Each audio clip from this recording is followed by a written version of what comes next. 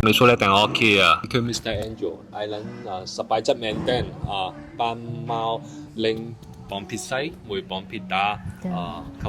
啡浸加樓蒙到嘅哩 resort 等我協助浸加等我頭被執弊當幫啊so detail a lot the can feel be hard is not easy 幫吉他頭 to cafe 執食金落埋 mean the what reason why ពួកយើងចាប់ផ្ដើមពី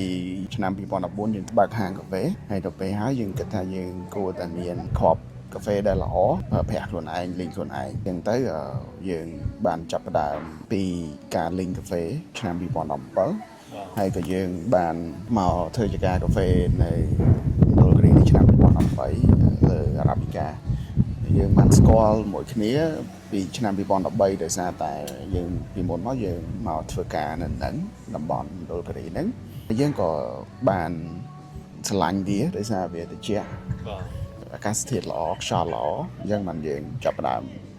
ទិញដីឆ្នាំ2016យើងចាប់ផ្ដើមដាំអារ៉ាប៊ីកាដោយសារតែនៅស្រុកខ្មែរយើងពិបាកហោហើយយើងចង់បានអារ៉ាប៊ីកាយកទៅប្រើនៅហាងយើងការដាំចង្ការកាហ្វេវាល្អវាអាចរកលុយបានហើយអាចជួយប្រជាជនយើងនៅក្នុងតំបន់នេះបានអញ្ចឹងបានយើងមានសមាគមកាហ្វេដើម្បីចែកម្លែកចំណេះដឹងរៀនសូត្រពីដាំពីកែច្នៃពីទីផ្សារភ្ជាប់តំណែងគ្នាទាំងអស់ហ្នឹងអ្វីដែលពួកយើងធ្វើនៅនេះយើងស្រឡាញ់ការងារកសិកម្មប៉ុន្តែយើងចង់ធ្វើជា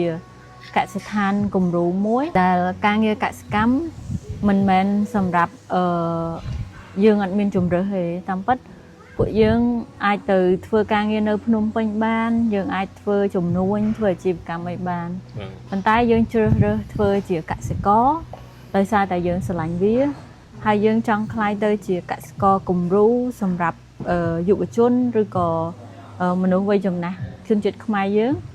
ដែលកសិកម្មមិនមែនជាការងារធ្វើតាមយថាផលហើយក៏មិនមែនយើងមកធ្វើកសិកម្មព្រោះតែយើងអាចធ្វើអីផ្សេងបានអញ្ចឹងយើងត្រូវចាត់ទុកកសិកម្មដូចជាការធ្វើជំនួញនៅពេលដែលយើងបដូរការគិតបែបហ្នឹងយើងនឹងគ្រប់គ្រងធាតុចូលឲ្យបានល្អហើយមុននឹងទៀតគឺយើងគិតលើទីផ្សារព្រោះអ្នកជំនួញ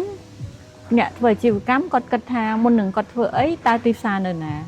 ចឹងរបៀបដែលយើងធ្វើកសិកម្មនេះគឺយើងមើលទីផ្សារមុនតម្រូវការទីផ្សារដោយបងពិសិដ្ឋលើកឡើងគឺធំមែនតើសម្រាប់ក្នុងស្រុកអញ្ចឹងវាអត់មានរបាំងពាណិជ្ជកម្មអីក្នុងការនាំចេញទៅក្រៅប្រទេសទេឲ្យតែយើងផលិតបានហើយយើងបង្ហាញភាពស្មោះត្រង់ថាយើងពិតជាដាំនៅខ្មែរមែនយើងឲ្យគេចូលមើលយើងបើកលាបាតដៃឲ្យគេឃើញថាកាហ្វេយើងពិតមែនមិនខ្វះអ្នកទិញទេហើយ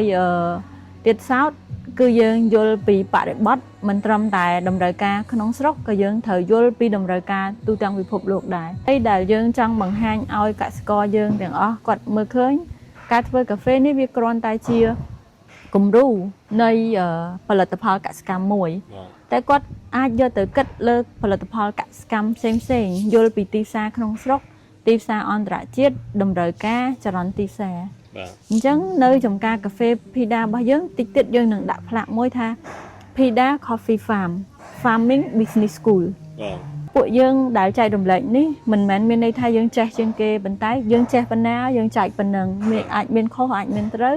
អ្នកមករៀនគាត់យកទៅគិតខ្លួនឯងកុំជឿពួកយើងទាំងស្រុងអាហ្នឹងជាអីដែលយើងចង់បង្ហាញបងប្អូនបងស្រីគិតថាទៅទូកាហ្វេនៅចសកម្មខ្មែរអូលមីទូ make oil ខ្មែរប្រជាជនទាំងអស់ស្គាល់លមីកាហ្វេខ្មែរសូឡបៃសូឡអូ or how to make មានគិតថា have any idea want to make the branding coffee បងប្អូនបងស្រីទៅ to make លំមិនបានអោយlet ទាំងអស់គ្នាយ៉ាំបានកាហ្វេឆ្ងាយlet ទាំងអស់គ្នាចូលចាប់ video cam ជួយ follow TikTok Instagram មួយ Facebook មក